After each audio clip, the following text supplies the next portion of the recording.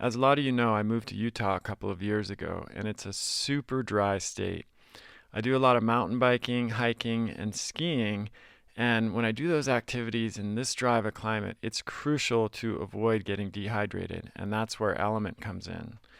What a lot of people don't realize is that healthy hydration isn't just about drinking water, it's about replacing water and electrolytes, which makes sense because you lose both water and sodium when you sweat. So both need to be replaced to prevent muscle cramps, headaches, and energy dips. Unfortunately, the typical solutions on the market, Gatorade, other sports drinks, and low-quality electrolyte packs, are often loaded with sugar and a lot of artificial colors and flavors. This is why I've become a huge fan of Element. Element is a zero-sugar electrolyte solution for people who want to stay hydrated but don't want to put a lot of junk in their bodies. It comes in super convenient individual packs that you just mix into your water bottle and you're good to go. No sugar or artificial junk, just electrolytes and great taste.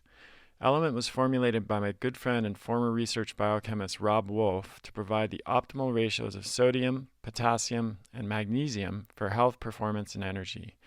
They also did a great job with the flavors. My favorites are orange salt and watermelon salt, but they have several other great flavors that are worth trying too. I've turned most of my friends and family onto Element and they love it, so I wanted to give you the chance to try it too.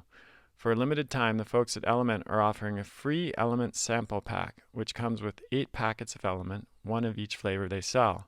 All you have to do is cover the cost of shipping, which is $5 for US customers and location dependent for international customers. Element has been an absolute game changer for me and so many people I know. I put one in my water bottle virtually every day and never exercise or do anything active without it. I hope you get as much benefit from it as I do. Just go to drinkelement.com/Kresser. That's DRINKLMNT.com/Kresser to claim your free Element sample pack. You only cover the cost of shipping. Again, that's drinkelement.com/Kresser. DRINKLMNT.com/Kresser. Hey everybody, Chris Kresser here. Welcome to another episode of Revolution Health Radio. This week I am doing a solo episode on osteoporosis. I can't believe I've never done a full show on osteoporosis in 11 years of podcasting. I've covered it briefly in the context of other topics or maybe as a Q&A kind of grab bag type of thing, but I've never done a full show. And so I'm going to fix that issue here. So we're going to cover just some basics on bone remodeling and osteoporosis. We're going to talk about dietary considerations, including calcium, vitamins A, D, and K2, and magnesium. We're going to talk about gluten intolerance and how that can contribute. Talk about inflammation, both acute and chronic inflammation, and the impact that can have on osteoporosis risk. We're going to talk about dairy products and what role they should play in the diet. There's a lot of controversy about dairy and osteoporosis, so we're going to address that a little bit. We'll talk about collagen, which is a very important nutrient when it comes to bone health. We'll talk about acid-alkaline balance and whether that's something you need to consider or be aware of in any way. And then exercise, sleep, and stress, which are all crucial factors, but often completely left out of the conversation. So I think you're going to get a lot out of this, and these are some excellent fundamental steps to take to both to prevent osteoporosis and even reverse it if it's already starting to develop. So hope you enjoy the show. Let's dive in. All right, so let's dive into this topic of osteoporosis. About 1 in 2 women and up to 1 in 4 men age 50 or older will break a bone due to osteoporosis. And it's not just about breaking the bone, because as I'm sure many of you know, fractures are one of the most serious things that can happen to us as we age, particularly people who are, let's say, 70 years old. There's a saying in medicine, break your hip, die of pneumonia, because what can happen with a serious fracture is the patient becomes, immobilized and bedridden, and then, fluid can pool in the lungs in a hospital and they can develop pneumonia, and then they can die from that. So this is one of the many reasons why keeping our bones healthy as we age is super important. It's one of the things that impacts longevity more than just about anything else. The studies have shown that fractures can significantly increase the risk of early death for older adults, even doubling or tripling a risk of death in that age group. So it's a really important issue to be aware of. And if you see osteoporosis or earlier osteopenia starting to develop, it makes a lot of sense to address it. And of course, we want to do everything we can to prevent it from developing in the first place. So before we jump into the pathological processes of osteopenia, osteomalacia, and osteoporosis, we should talk a little bit about bones and the bone remodeling process, which is just the normal function of bone and how things should be working with bone. So, as children's bones grow, the remodeling process is what allows those bones to get longer and to change shape and fit the needs of the body as it develops. And when new forces and stresses are applied to bone, remodeling is used to add new bone tissue to the area where it's needed based on these new movements and stresses, and then strengthen the bones and help them to be able to support the infrastructure of the body, if you will, as we grow. Another major function of bone is it's the biggest storage organ for calcium, which is kept in a really tight homeostatic range in our blood so that it can provide support for nerve signaling, blood clotting, muscle contractions, and many other functions that calcium helps with. When our blood levels of calcium drop, cells called osteoclasts break down bone tissue and release that calcium in the blood. Conversely, when calcium is elevated, as long as the body's healthy, it will use those osteoblasts to return that calcium to the bone reservoir. So it's a very dynamic process that's constantly in flux depending on the changing conditions. And if everything is working well, then the bones are healthy and retain their density and structure. So when things don't work well, is one circumstance is just getting older. In that situation, that bone remodeling process becomes less efficient, and osteopenia or osteoporosis can develop. So when that happens, it means the bones become more porous and thus a little more brittle. And this is typically diagnosed using bone mineral density scan with the DEXA machine.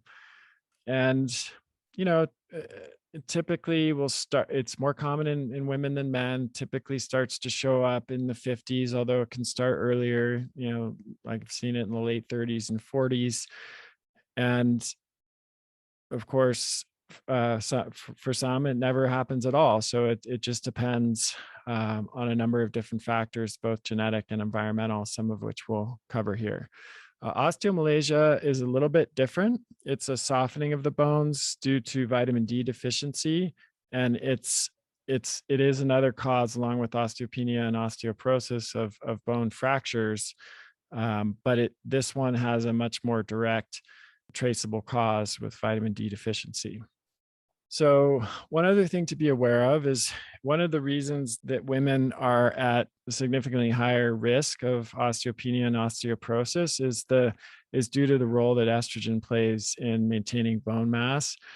And estrogen, of course, declines with age, and particularly when a woman enters menopause and estrogen levels go down, then that supportive role that estrogen was playing in bone mass decreases. So we're not going to talk a lot about estrogen and estrogen metabolism and regulation in this show, but that is something that you should definitely be aware of. And there are hormonal considerations when it comes to osteoporosis. I'm going to focus on a lot of the other considerations in this show because they're more broadly applicable. But if you try a lot of the things that I talk about in this show and you're not getting good results, then one further step to take would be consulting with a functional medicine practitioner that understands hormones and hormone balance, particularly in menopausal women, and making sure that's all working as it should be, because that can definitely be an important factor. Okay, so let's start by talking a little bit about calcium that always comes up in discussions of bone health, and it is an important nutrient. As I mentioned, the bone is one of the main functions is it's a storage reservoir for calcium, and so this should always be at the top of the list when you're thinking about bone health. However, I would say that it's sometimes too much focus is put here at the expense of other important factors.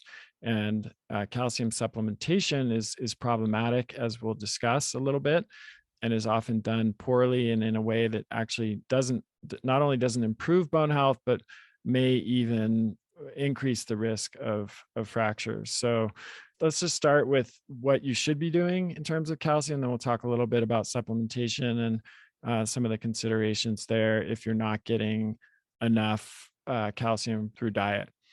So even the range, the ideal range for calcium is somewhat controversial. If you know, conventional sources will recommend anywhere from 1,000 to 1,300 milligrams daily for adults, with women who are pregnant or nursing or trying to conceive being on, and also women above 55, 60 years of age at the higher end of that range, 1,300 milligrams, and younger women and men being at the around 1,000 milligram part of the range. Some sources, though, suggest that we really only need about 600 to 800 milligrams of calcium, as long as you're getting adequate amounts of other synergistic nutrients like vitamin K2, vitamin A, and vitamin D. So it's a little bit unclear. I tend to probably fall more in the latter camp, because I think nutrient synergy is a really important concept that, and it's not unusual in the case of many other nutrients that if you get enough of all of the synergistic nutrients, the amount that you need of the one target nutrient drops. I think that's a pretty well established concept in biology, biochemistry, and when it applies to the human body and nutrient status. And then there are others who argue that the bioavailability of calcium from different foods will affect how much calcium you actually need to eat in order to get the full calcium needs met daily. And I'm definitely one of those people, because we know that bioavailability can vary dramatically.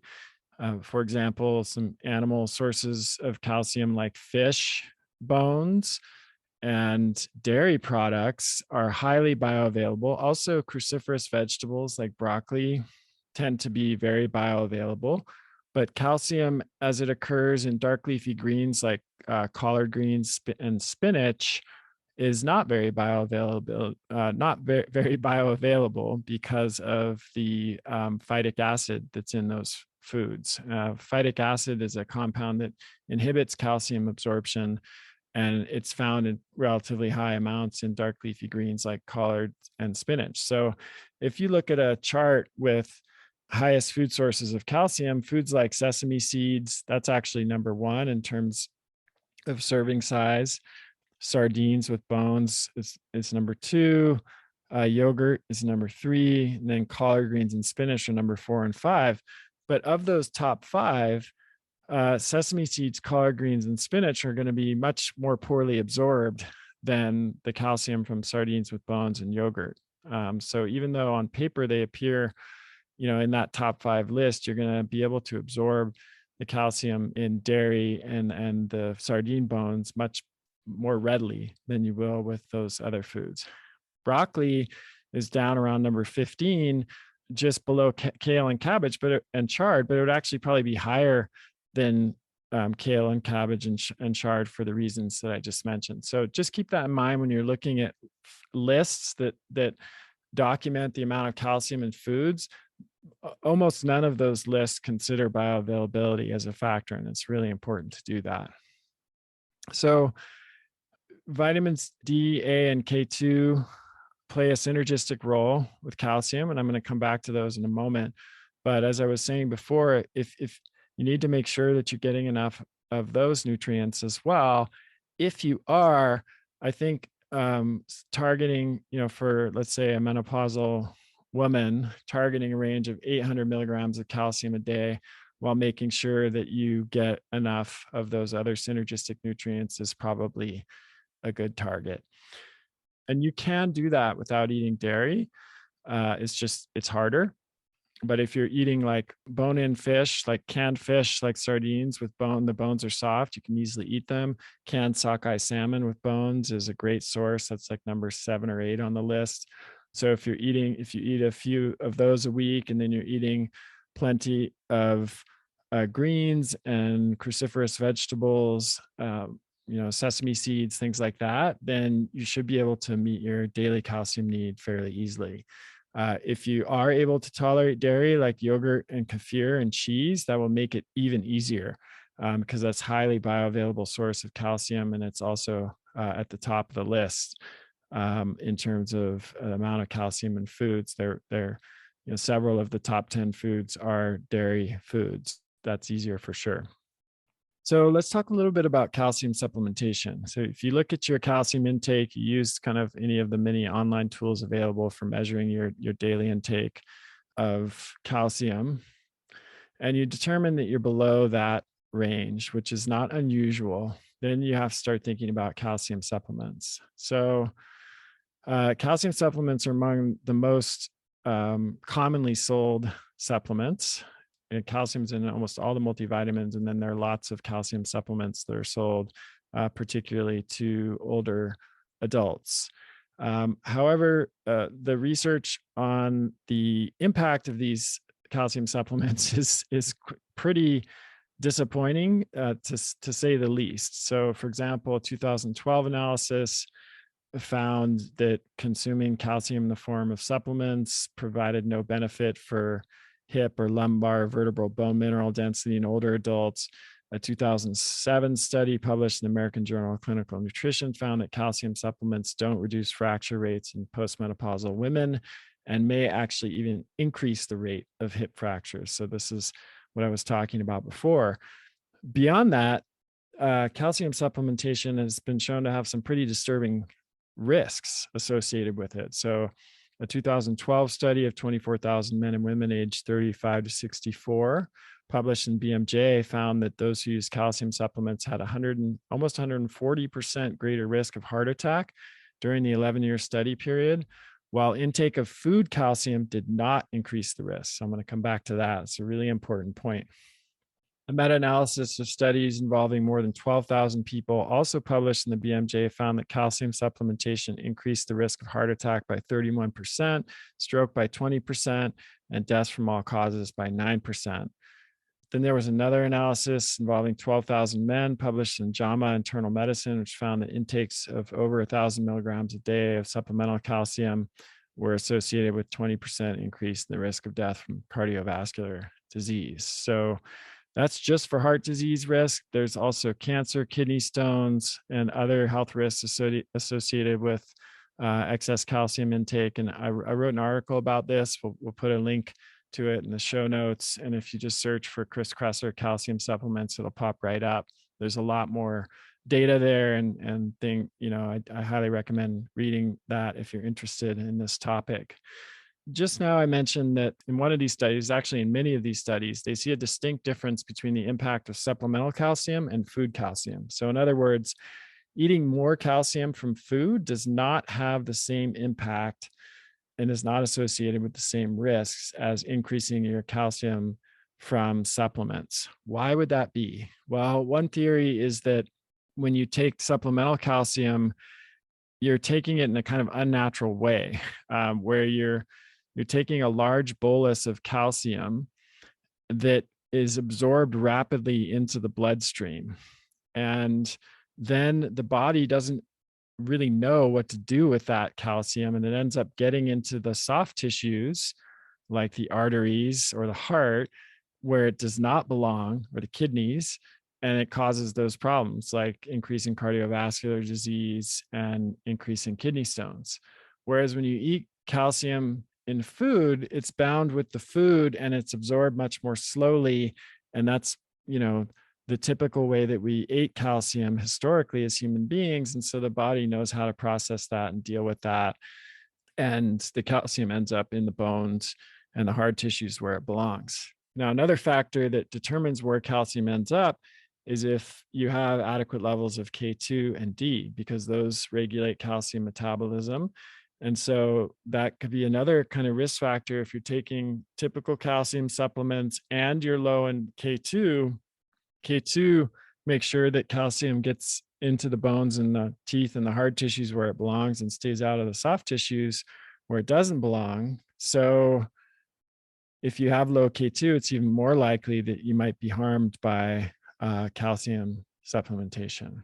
So, what to do about all this? Well, the only form of calcium that I feel really confident in that doesn't cause this problem is whole bone meal. So, this is calcium that is basically you're taking bone meal, and bone, of course, has calcium. I said before that's one of its major functions is being the reservoir of calcium. So if you take a bone meal complex, they will not only contain calcium, but it'll also contain other good things that are found in bone, like collagen, growth factors, trace minerals, and other elements that we need.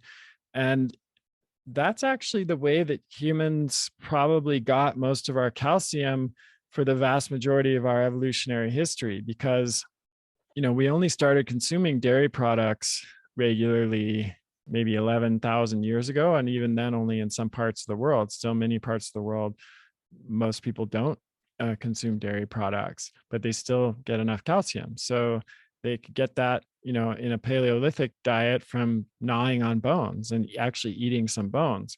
Later on, eating bones with fish in them, fermenting the fish and the bones, making the bones soft.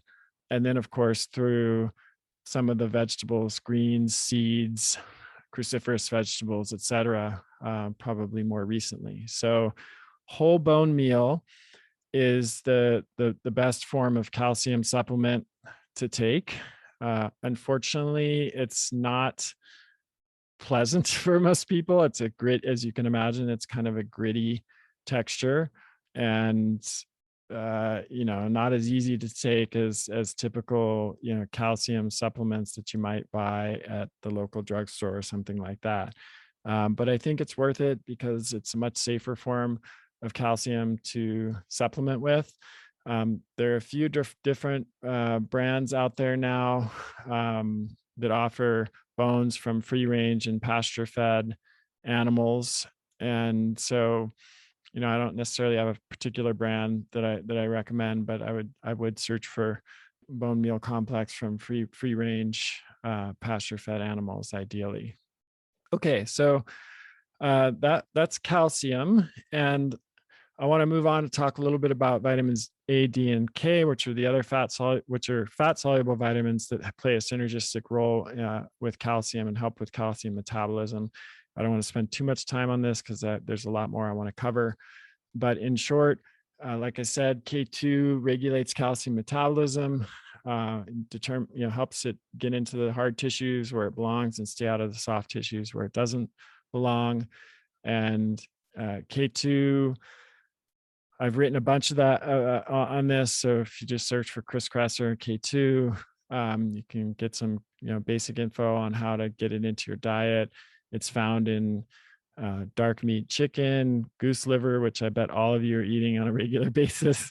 It's in fermented foods like natto. Again, not a very commonly eaten food, but it's also in hard cheeses. It's in like fermented foods like sauerkraut and kefir. So a little tricky to get through the diet these days. Certain vitamin D supplements, you can get combo vitamin D K2 supplements now. Has a good supplement that has vitamin D and K2 in it. And there's also a great book by Dr. Kate Room-Blue, Vitamin K2 and the Calcium Paradox, which we'll try to link to in the show notes if you want to get a little bit more information about the relationship between K2 and calcium.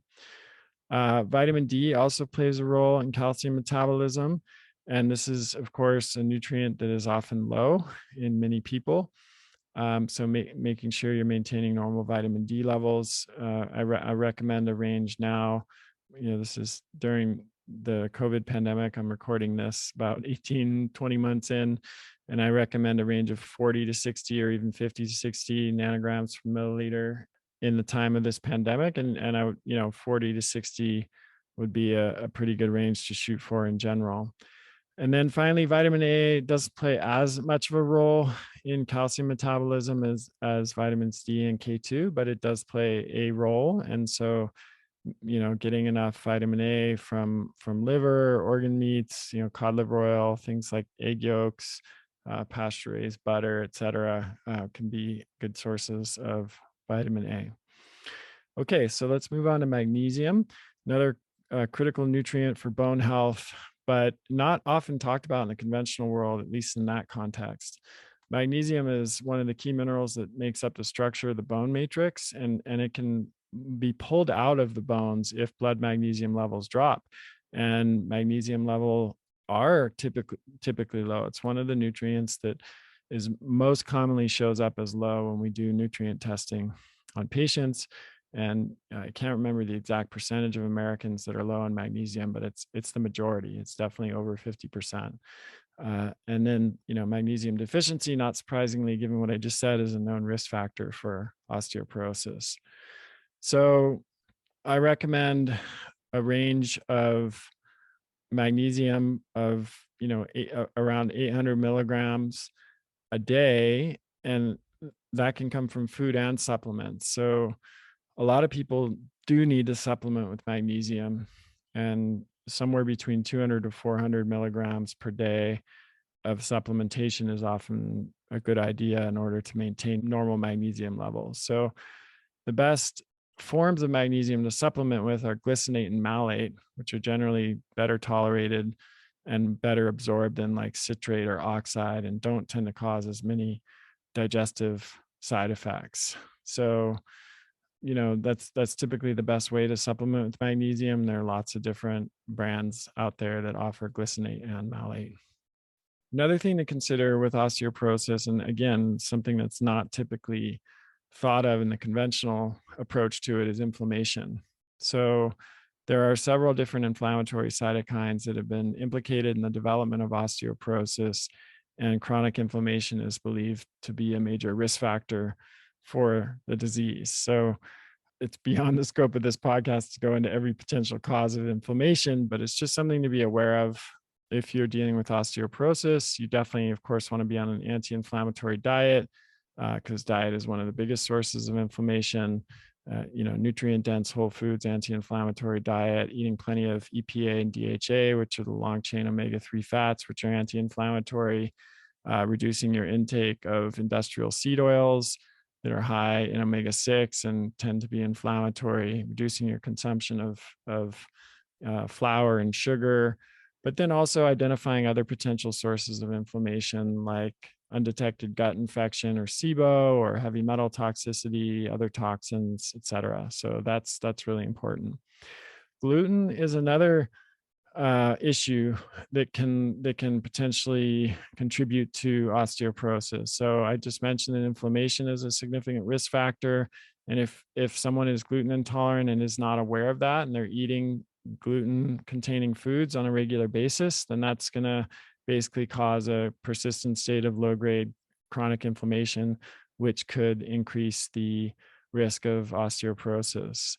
And some of the lines of evidence that support this are the observation that a decrease in bone density is one of the first symptoms of celiac disease, even in otherwise asymptomatic patients. That's been documented in the literature. And the good news, on the other hand, is that those who have reduced bone mineral density from previously undiagnosed and untreated celiac disease can significantly improve their bone strength, followed by a gluten-free diet. A couple studies have shown that to be true. So if you are gluten intolerant and you learn that and you take it out of your diet, then the bone density can actually improve just from that single change. So really important factor to consider.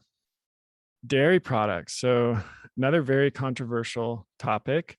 I've written a separate article on dairy products and osteoporosis. So again, we'll put in the show notes, and you can just search for Kresser dairy osteoporosis.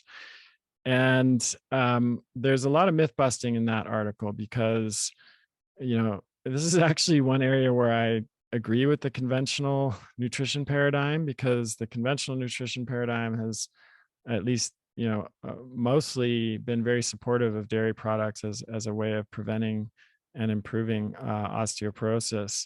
Whereas in the integrative medicine world, I think there's been more of a bias against dairy products as being inflammatory, which they certainly can be for some people who are intolerant of the proteins or the sugar, but they aren't necessarily inflammatory for people who are not intolerant, and they have a lot of beneficial nutrients, calcium being one of the main, highly bioavailable calcium, and they can really be a healthful addition to the diet in certain cases. So dairy products, as I mentioned before, are very high rich sources of calcium. They're bioavailable, and while you don't need them necessarily to get adequate calcium and vitamin D to build healthy bones, certainly it's easier if you tolerate, full fat kefir or yogurt and some hard cheeses. Even you can generally, even people who are lactose sensitive can tolerate some amount of those more, full fat and more fermented dairy, because they're much lower in lactose, but they still contain good amounts of calcium and other beneficial nutrients. So just including some yogurt or kefir daily and some hard cheese is a really good way of boosting calcium intake if you don't have any issue with dairy products. Next is collagen. So collagen, about 25 to 30% of the dry weight of bone is made of collagen protein. And the strength of our bones is highly dependent on the quality of the collagen matrix, and especially the cross-linking of collagen. So it makes sense that supporting collagen formation is a really important component of keeping bones strong as we age. In order to do that, you have to have the amino acids glycine, proline, and lysine, along with adequate amounts of vitamin C that's needed for the hydroxylation of those amino acids and the production of collagen. The body can produce some of its own glycine, proline, and lysine from dietary protein. There's some evidence that that doesn't happen very well, and it's really much better to get them from foods in the diet. So that means eating lots of bones, joints, tendons, and skin from other animals. And this is one of the reasons why I've been such an advocate of bone broth for many, many years. Consuming gelatin. So this is like eating the odd bits of the animal, nose to tail, eating pattern that our ancestors would have done. And they didn't know the science behind it, but this is certainly one of the ways that they benefited from doing that. Instead of just eating like, very lean steak or lean ground beef, consuming, some of these other parts of the animal, or even just fattier, more gelatinous cuts of meat like brisket, chuck roast, oxtail, shanks, etc., will help increase your gelatin consumption. And then getting plenty of vitamin C from fresh fruits and vegetables to help ensure proper collagen formation. That's all really important and can contribute to bone health. Some of you are probably wondering about acid alkaline balance, and particularly in relation to dietary protein and things like dairy products and the effect on bone health. There's a kind of a common critique of the paleo diet, which is that it causes acidification of the body because it's so high in animal protein, and that leads to bone demineralization. But that's just simply incorrect. I wrote a series on acid alkaline myth. There's 2 articles. Again, we'll try to link to that in the show notes, and just search for Chris Kresser acid alkaline myth. And I just deconstruct that entire argument using a lot of studies and research, and showing that that argument is fundamentally flawed on many levels. Then, of course, we also have observational studies that have not found a correlation between dietary acid load and bone mineral density. And in fact, animal protein, which is the most acid forming food of all, has been associated with better bone health in numerous observational studies. So it's just an argument that doesn't really carry any legitimate weight, in at least according to the scientific literature, and it shouldn't be a concern if you're consuming animal proteins and wanting to strengthen your bones, then animal protein and dairy products will be very helpful. Exercise is critical, and particularly weight-bearing exercise. That's what's most important for improving bone density. And strength training in particular with relatively heavy weights is important. Obviously, you don't want to start there if you haven't been doing any strength training at all. And it's not necessary. You don't necessarily ever have to get to really heavy weights, but the stress that weight-bearing exercise puts on the bones really stimulates the remodeling process that we talked about in the beginning of this show. And just doing moderate weightlifting exercises a few times a week, for example, has been shown to significantly increase bone density, particularly in postmenopausal women. One of the things I tell my patients, both men and women, but especially women who are in their 40s and 50s, is like lifting weights is really one of the best things you can do to promote your longevity, not just because of the kind of overall pleiotropic benefits of exercise, but like I said, this weight-bearing exercise in particular strengthens our bones. It also, of course, strengthens our muscle and increases muscle mass. And I think maintaining adequate muscle mass and adequate bone density are really two of the most important things we can do to expand our health span as we age. So really critical for bone density and health, and something that I see a lot of people omit from their physical activity regimen. You won't be surprised to hear me say that sleep is critical for bone health. Melatonin affects the actions of osteoblasts and osteoclasts and interacts with other hormones like estrogen to augment bone remodeling. And it also functions as a really potent antioxidant, which protects bone cells from oxidative stress and inflammation. The best way to keep melatonin production functioning optimally is to entrain your circadian rhythms to the appropriate 24-hour cycle, which means limiting your exposure to artificial light at night, getting some exposure to bright sunlight during the day, committing to 8 hours, 7 to 8 hours at least of quality sleep in a cool, dark room. All of that will help boost melatonin production. And so, following good sleep hygiene methods and doing everything that I just said will, sleep helps with so many different things, but particularly in relation to bone health, it's critical. Stress is another factor that almost always gets ignored in the conventional paradigm.